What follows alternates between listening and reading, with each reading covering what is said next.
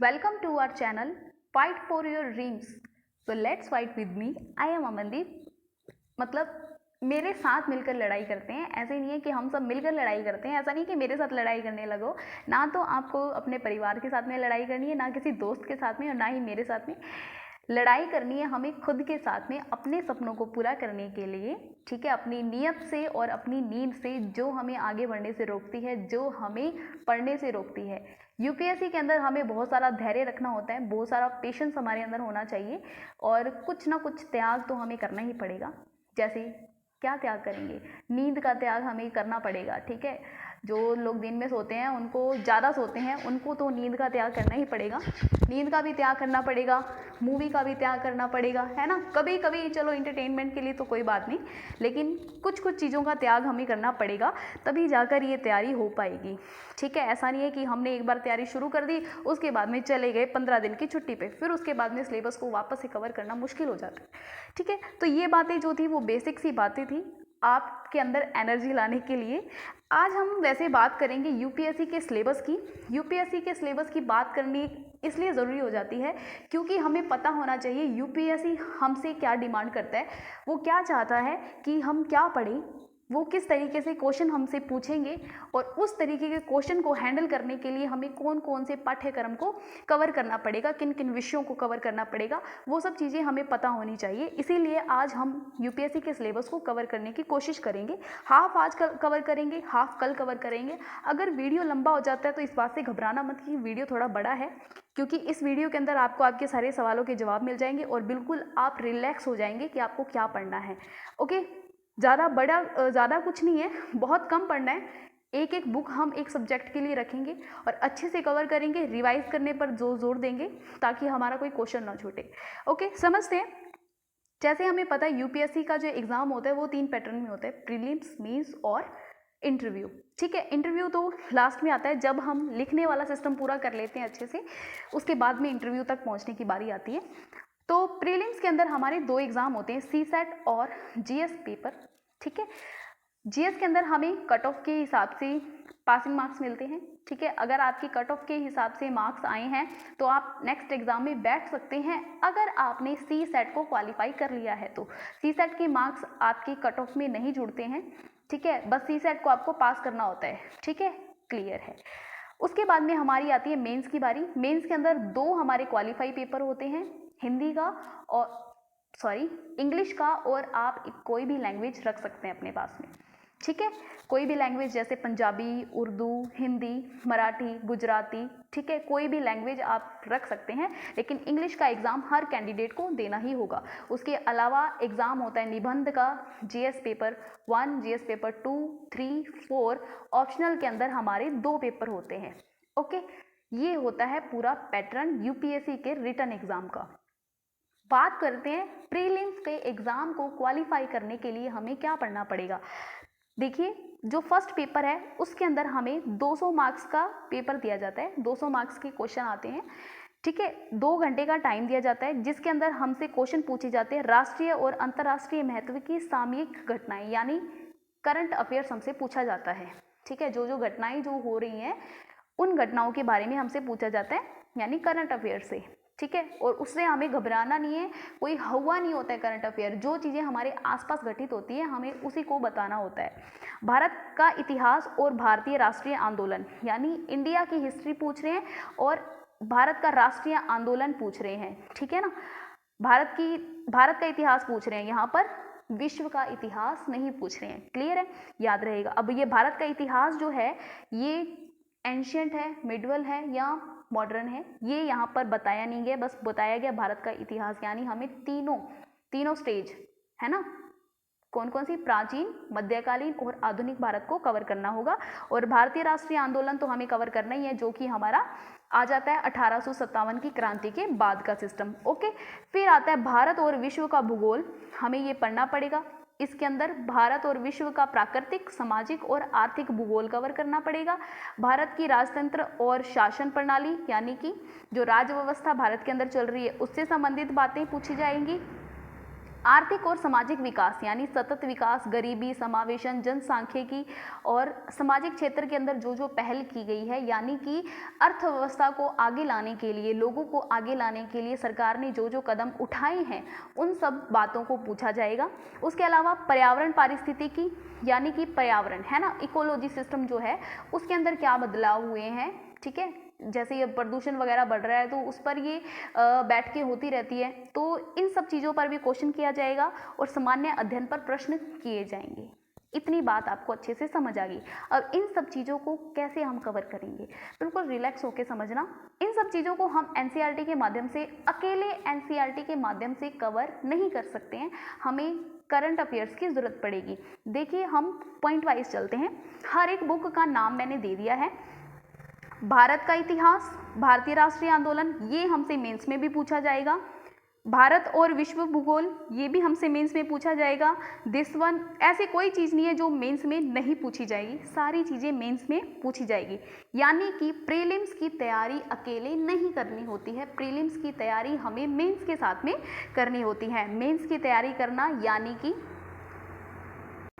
यानी कि प्रीलिम्स को और बेहतर और खूबसूरत करना। क्लियर है? अगर हम मेंस की तैयारी पहले करते हैं ना, तो क्योंकि ये जो टॉपिक है ना आपके, ये सारे टॉपिक आपसे मेंस में पूछे जाएंगे, ठीक है, ये सारी टॉपिक जो हैं आपसे मेंस में पूछे जाएंगे। ये देखिए, भारतीय विरासत, संस्कृति, विश्व का इतिहास, भूगोल और समाज, ये सारी चीज़ें हमसे प्रीलिम्स में पूछी जा रही है, ठीक है। क्लियर है ये पॉइंट आपको?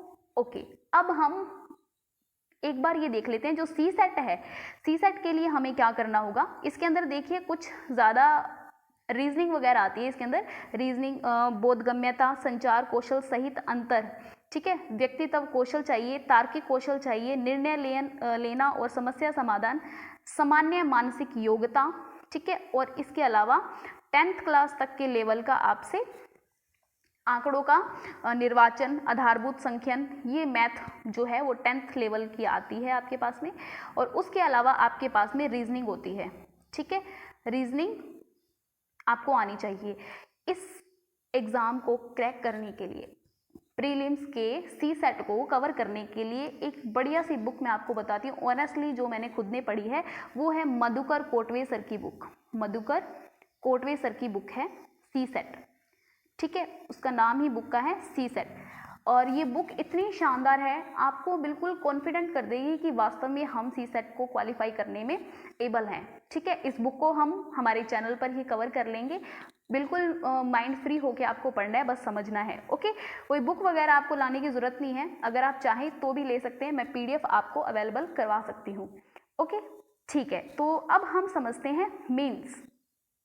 मेंस के अंदर देखिए यहाँ पर लिखा है भारतीय भाषाओं और अंग्रेजी का अर्हक प्रश्न पत्र, यानी कि भारतीय भाषा, कोई भी एक भाषा आप चुन सकते हैं, उसका एग्जाम होएगा, ठीक है, होगा। अर्हक प्रश्न पत्र यानी कि क्वालिफाइंग पेपर, ठीक है, क्वालिफाइंग पेपर, और इंग्लिश का एग्जाम, तो 2 एग्जाम आपके होंगे जो क्वालिफाई होंगे। अगर आप इन एग्जाम को क्वालिफाई कर देते हैं तो आपके बाकी के एग्जाम चेक कर लिए जाएंगे। कहने का मतलब ये है, ओके। भारतीय भाषा, आप कोई भी एक भाषा चुन सकते हैं जो भारत की है, गुजराती ले सकते हैं, ऐसे नहीं आपने जर्मन ले ली, फ्रेंच ले ली, ये नहीं है, भारतीय भाषाएं गुजराती, मराठी, हिंदी, उर्दू, ठीक है, कोई भी आपकी मन पसंदीदा लैंग्वेज जो आपको पसंद है और आपको अच्छे से आती है, ठीक है, रिटर्न में आती है और आपको उसके अंदर लिखना आता है, वो आप एक लैंग्वेज ले सकते हैं। उस लैंग्वेज का आपका एग्ज़ाम होगा और उसके अलावा इंग्लिश का कंपलसरी पेपर होगा। जैसे कि हमारे कॉलेज के अंदर एग्ज़ाम होते हैं ना, हिंदी और इंग्लिश के कंपलसरी एग्ज़ाम होते हैं, वैसे ही इंग्लिश का एक कंपलसरी एग्ज़ाम होगा जो कि आपके 10th लेवल का होगा, ठीक है, 10th लेवल का होगा। इसके अंदर कुछ घबराने की ज़रूरत नहीं है। इसके अंदर हमसे, ठीक है ना, ज़्यादा कुछ नहीं पूछा जाएगा। इसके अंदर हमसे पूछा जाएगा जो गद्यांश होंगे उसको समझना होगा, जो संक्षेपण होगा उसको, जो क्वेश्चन पूछे जाएंगे, शब्द प्रयोग और शब्द भंडारों को बताना होगा। उस छोटे बहुत निबंध हमें लिखवाए होते हैं, 10th क्लास से प्रैक्टिस होती है निबंध लिखने की,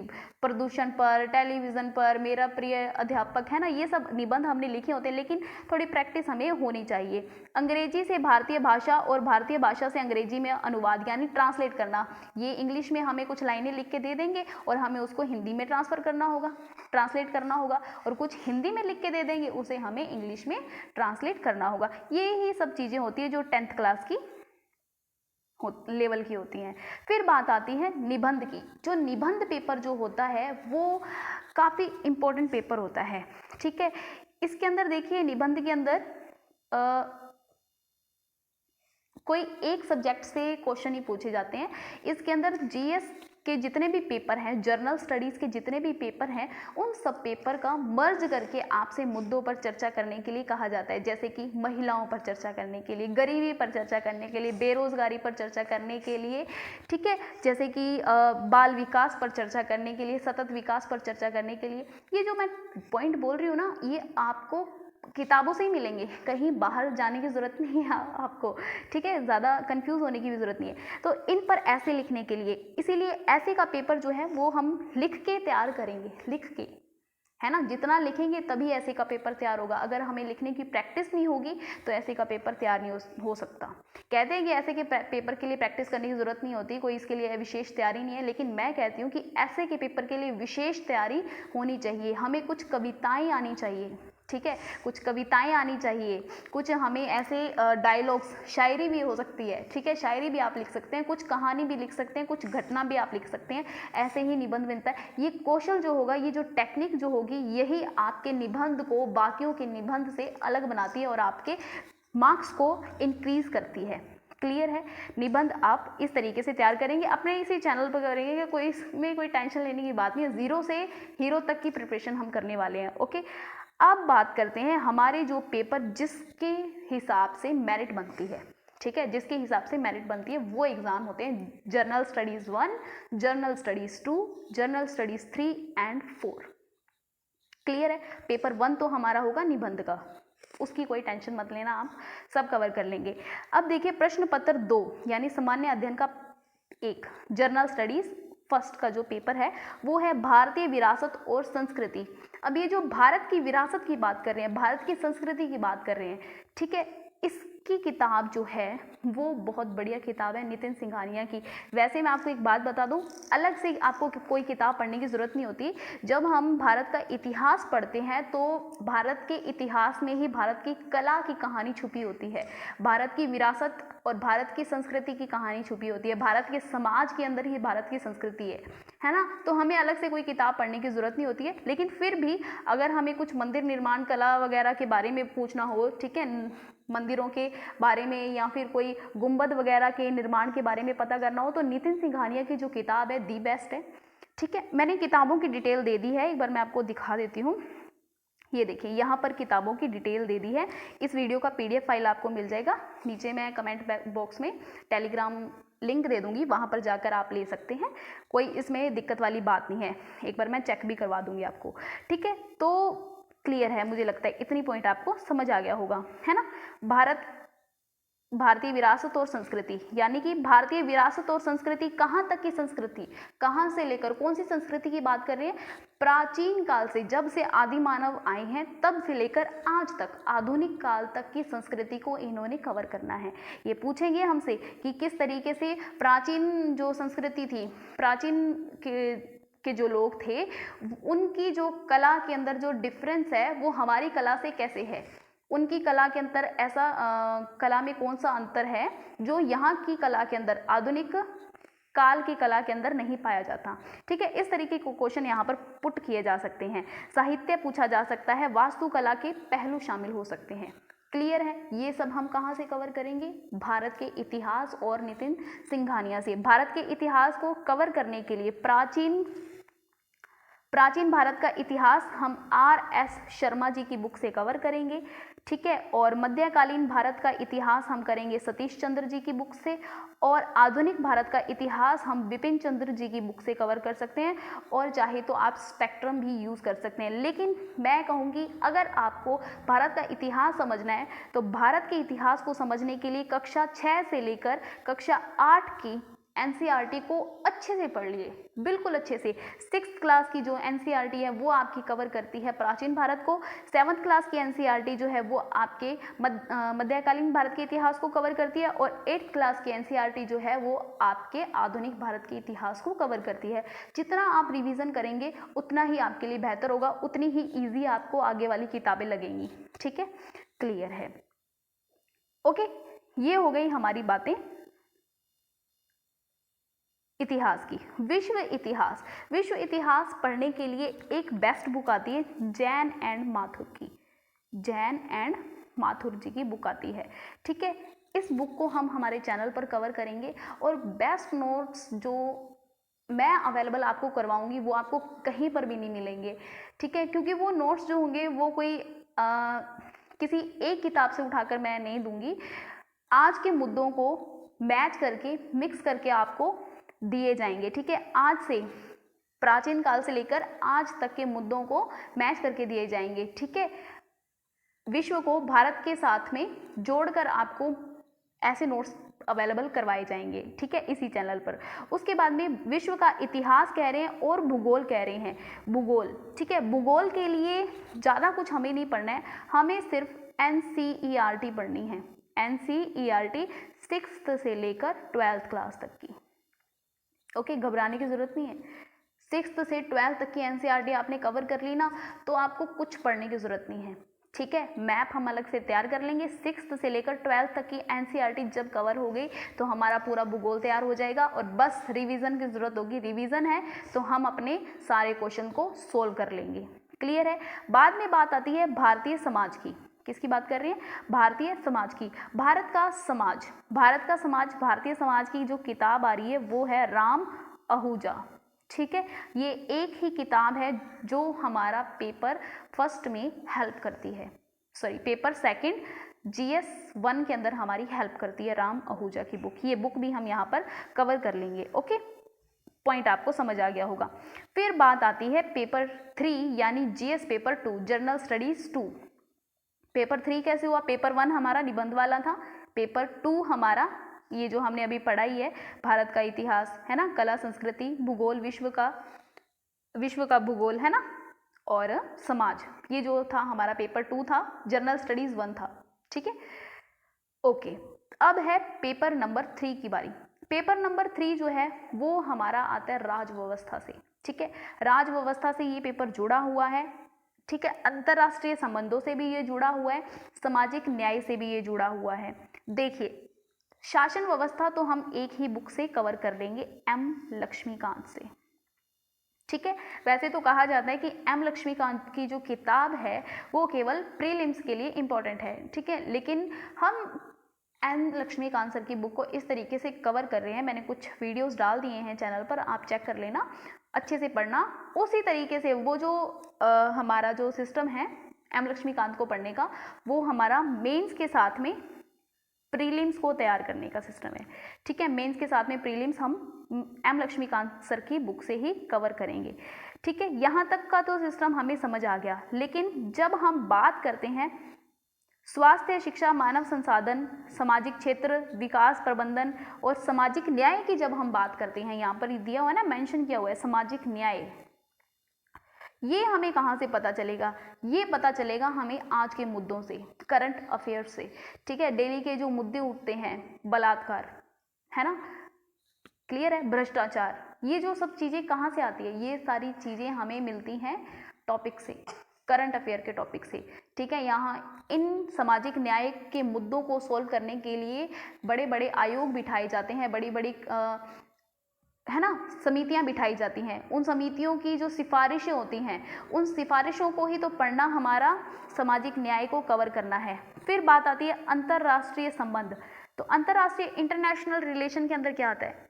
बांग्लादेश के साथ में हमारे प्रधानमंत्री जी मीटिंग कर रहे हैं, बांग्लादेश की प्रधानमंत्री जी के साथ में, तो उस मीटिंग के अंदर क्या मर्ज निकलता है? वो मीटिंग किस आधार पर हो रही है? क्या वो अच्छे संबंधों से मीटिंग हो रही है या फिर कुछ हमारे डिस्ट्रीब्यूट चल रहे हैं, कुछ यहाँ पर भारत और बांग्लादेश के बीच में प्रॉब्लम चल रही है, इसीलिए वो मीटिंग हो रही है। तो उन सब चीज़ों को भी यहाँ पर कवर किया जाएगा। जैसे हाल ही में अब थोड़े दिनों की बात है, चाइना ने ब्रह्मपुत्र नदी के ऊपर एक बांध निर्माण की योजना लेकर आए हैं, वो अपनी 5 वर्षीय योजना के अंदर है ना, तो उससे हमारे देश में क्या प्रभाव पड़ेगा है ना। तो हमारे देश का चीन के साथ संबंधों पर क्या प्रभाव पड़ेगा, वो चीज़ें हमें कहाँ से मिल रही है, करंट अफेयर से। ठीक है, अंतर्राष्ट्रीय संबंध हम कहाँ से कवर कर सकते हैं, करंट अफेयर से कवर कर सकते हैं। और जब हम इतिहास पढ़ेंगे तो हमें ज़ीरो से पता चलेगा कि हाँ पहले हमारे संबंध कैसे थे, उन संबंधों के बीच में कौन कौन सी घटनाएं घटी जिस वजह से आज के ये संबंध स्थापित हो गए हैं। पूरा का पूरा जो पेपर होते हैं, ये जो पेपर होते हैं, संविधान भी कहीं ना कहीं इतिहास से ही जुड़ा हुआ है, अंतर्राष्ट्रीय संबंध भी कहीं ना कहीं इतिहास से जुड़े हुए हैं। ठीक है, ये जो पीछे की घटनाएं होती हैं वो ही आज की घटनाओं को प्रेरित करती हैं। क्लियर है, मुझे लगता है ये पॉइंट आपको समझ आ गया होगा। ठीक है, ये होगा हमारा पेपर 3।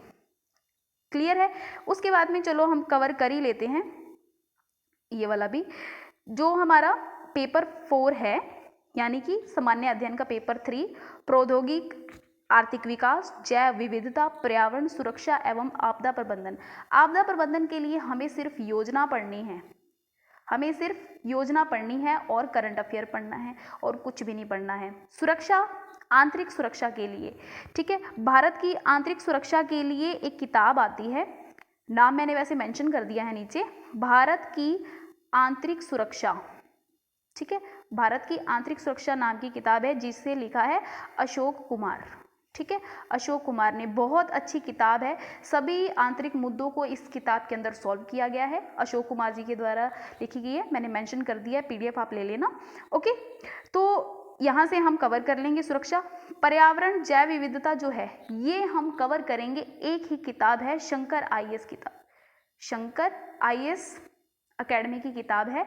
इस किताब की कोई टक्कर नहीं है, जैसे अभी मैंने बताया मधुकर कोटवे सर की किताब की कोई टक्कर नहीं है सी सेट के लिए, उसी तरीके से पर्यावरण और पारिस्थितिक के लिए शंकर आईएएस किताब की कोई टक्कर नहीं है। लेकिन ये किताब आती है इंग्लिश में और हम हिंदी मीडियम के हैं, तो इसमें कोई प्रॉब्लम नहीं है, मैं इस इंग्लिश की किताब को हिंदी में ट्रांसलेट करके चैनल पर समझा दूंगी और शंकर आईएएस की बुक हम अपने चैनल पर कवर कर लेंगे। ओके, क्लियर है। आर्थिक विकास के लिए हम रमेश सिंह की बुक पढ़ेंगे। ठीक है, रमेश सिंह की बुक पढ़ेंगे। उसके अलावा रमेश सिंह की बुक पढ़ने से पहले मैं आपको सजेस्ट करूंगी कि आप एनसीईआरटी पढ़िए। एनसीईआरटी 6th से लेकर 12th तक आपका पूरा का पूरा अर्थव्यवस्था का सिस्टम बिल्कुल एग्जैक्ट क्लियर हो जाएगा। उसके बाद में आप चाहे करंट पढ़ना, ठीक है, आप उसके साथ में करंट पढ़ना, करंट के साथ में अगर आप एनसीईआरटी को लेकर चलोगे तो आपको कोई भी किताब उठाकर देखने की जरूरत नहीं पड़ेगी। फिर बात आती है प्रौद्योगिक, ठीक है, टेक्नोलॉजी वाला सिस्टम जो आ गया, साइंस वाला, इसके लिए हमें जो हमारी साइट आती है अलग अलग, जैसे इसरो है, नासा है, इन सब के द्वारा की गई एक्टिविटी पर ध्यान रखना होगा, जो डेली के न्यूज़पेपर में आती है, डेली के करंट अफेयर में आती है, तो इसकी कोई टेंशन ही नहीं है। मुझे लगता है कि अब तक आप पूरा कवर कर गए होंगे, है ना, सिलेबस कोई ज़्यादा बड़ा नहीं है, हम आराम से इसको कवर कर सकते हैं। बात आती है सबसे इम्पोर्टेंट पेपर की, पेपर 5 यानी जनरल स्टडीज़ 4। इस किताब को, इस चैप्टर को, इस पेपर को कभी हमने पढ़ा नहीं होता है। नीति शास्त्र, सत्यनिष्ठा व अभिरुचि, इसे ना हमने स्कूल में, ना कभी हमने कॉलेज में पढ़ा होता है, ना ही हमें कभी पढ़ाया गया होता है। लेकिन कई ऐसे स्कूल हैं जहाँ पर धर्म शिक्षा नाम की किताबें लगती है, वहाँ पर थोड़ा बहुत नीति शास्त्र की बातें आ जाती है, सत्यनिष्ठा की बातें आ जाती हैं। लेकिन जिन स्कूल के अंदर धर्म शिक्षा नाम की किताब नहीं लग रही है, जहाँ पर सब्जेक्ट नहीं लग रहा है, वहाँ उन बच्चों को मुश्किल है। मैंने तो कभी नहीं पढ़ा है, मुझे लगता है कि आप लोगों ने भी नहीं पढ़ा होगा, लेकिन फिर भी इस पेपर को कवर करने के लिए एक टीचर की आपको ज़रूरत होती है। एक टीचर आपको चाहिए, एक टीचर और एक किताब है दी लेक्सिकॉन, जिसे हम कवर भी कर रहे हैं और इतने बिंदास तरीके से कवर कर रहे हैं। आप कवर करेंगे, आपका दिल खुश हो जाएगा कि वास्तव में कि हाँ अब हमारा पेपर बिल्कुल तैयार हो जाएगा। यूनिट 1 हमारी कवर होने वाली है, नीति शास्त्र ये वाली जो यूनिट है ये हमारी कवर होने वाली है बहुत जल्दी, है ना। तो इसकी तो आप टेंशन छोड़ दीजिए, ये हमारे चैनल पर बिल्कुल आपको फ्री में मिलेगी। पूरा चैनल ही आपके लिए पूरा फ्री चैनल है, बस आप अपना शेयर करते रहिए, ठीक है। आपके फ्रेंड्स हैं उनको शेयर कीजिए, मोटिवेट कीजिए दूसरों को। जो लोग कहते हैं कि हिंदी मीडियम के साथ में भेदभाव होता है, मुझे लगता है कि हमें भेदभाव वाली बात सुननी ही नहीं है, क्योंकि हम पूरा इंग्लिश मीडियम का मटीरियल उठाएंगे और उसे हिंदी में ट्रांसलेट करेंगे और उसे पढ़ लेंगे। फिर कौन से भेदभाव करेंगे भाई, कहाँ से कर लेंगे? हम क्वेश्चन ही इंग्लिश में पढ़ लेंगे, क्यों नहीं पढ़ सकते? हमने 10th क्लास तक इंग्लिश पढ़ी है आराम से, है ना, ग्रेजुएशन तक पढ़ी है, इंग्लिश तो आती है है ना। तो कोई बड़ी बात नहीं, इंग्लिश इतनी मुश्किल नहीं होती जितनी हमें डरा दिया जाता है बस एक बोल के। क्लियर है। तो इसके लिए हम कवर करेंगे दी लेक्सिकॉन। दी लेक्सिकॉन की बुक जो चैनल पर अवेलेबल है और मैं पढ़ा भी रही हूँ, पढ़िए आप। ओके, इतिहास के लिए मैंने बता दिया, NCERT 6 to 8 पढ़नी है। प्राचीन भारत के इतिहास के लिए RS शर्मा जरूरी है। मध्यकालीन भारत इतिहास के लिए सतीश चंद्र। आधुनिक भारत का इतिहास आप बिपिन चंद्र या फिर स्पेक्ट्रम, दोनों किसी में से भी कवर कर सकते हैं। ठीक है। विश्व का इतिहास मैं कवर करवाऊंगी आपको, यहाँ पर ही चैनल पर कवर करेंगे मिलकर, और आप मुझे सहयोग करें और मैं आपको करूंगी। कला और संस्कृति को कवर करने के लिए मैं पहले इन तीनों को पढ़ाऊंगी। इन तीनों में कला और साहित्य को हम कवर करेंगे, उसके बाद में उठाएंगे नितिन सिंघानिया जी की बुक को और उसे अच्छे से कवर कर लेंगे। बस रिवीजन ही करना है हमें। फिर देखिए, भारत का और विश्व का भूगोल कवर करने के लिए 6 to 12 की वैसे NCERT काफ़ी है, बस रिवीजन आप करते रहिए। लेकिन फिर भी अगर आपके पास टाइम बचता है तो आप माजिद हुसैन जी की बुक को कवर कर सकते हैं, पढ़ लेना, काम ही आएगी। ठीक है। लेकिन 6 to 12 काफ़ी है। भारत का संविधान M लक्ष्मीकांत सर की बुक जो हमारा प्रीलिम्स भी कवर कर देगी, और करंट अफेयर हम साथ में लेकर चलेंगे तो हमारा GS पेपर जो हमारा 2 है वो अच्छे से कवर हो जाएगा। अर्थव्यवस्था 6 to 12 की NCERT प्लस करंट अफेयर चाहिए हमें। ओके। पारिस्थितिक पर्यावरण के लिए Shankar IAS plus current affair. Okay. Bharat का समाज राम आहूजा की बुक है और आज के मुद्दे जो हैं वो हम उठा ही लेंगे। और आंतरिक सुरक्षा के लिए भारत की आंतरिक सुरक्षा जो अशोक कुमार जी के द्वारा लिखी गई है, और करंट अफेयर्स। ओके। आपदा प्रबंधन के लिए हमें योजना और करंट अफेयर देखना है। ठीक है। अब बात आती है साइंस की। साइंस के लिए 6 to 10 आप NCERT पढ़ लीजिए और करंट अफेयर कवर कर लीजिए, आपका सिलेबस बिल्कुल कवर हो जाएगा। जो चीज़ें आपको समझ ना आए वो आप कमेंट बॉक्स में लिखकर मुझे अपना सजेशन भी दे सकते हैं और मुझे थोड़ी एडवाइस भी दे सकते हैं। अगर आपको ये वीडियो अच्छा लगा तो वीडियो को लाइक करना मत भूलना। सच में बहुत मेहनत लगी है बनाने में और समझाने में भी। करवा देंगे, सब करवा देंगे, बिल्कुल 0 to हीरो हम बनेंगे। UPSC को क्रैक करना है तो आप हमारे साथ में बने रहें। मैं प्रॉमिस कर रही हूँ कि ये चैनल पेड नहीं होने वाला है, सभी बुक्स को हम आराम से कवर करेंगे। आप लोगों के लिए ये चैनल बनाया है, बस आप शेयर करते रहिए। जितना लाइक करेंगे, जितने सब्सक्राइब करेंगे, मुझे मोटिवेशन मिलेगा और मैं आप ही के लिए हूँ, आप ही के सहयोग करने के लिए। तो thank you for watching. Please subscribe the channel and don't forget to like. मिलते हैं नेक्स्ट वीडियो के साथ में, तब तक के लिए बाय, टेक केयर एंड जय हिंद।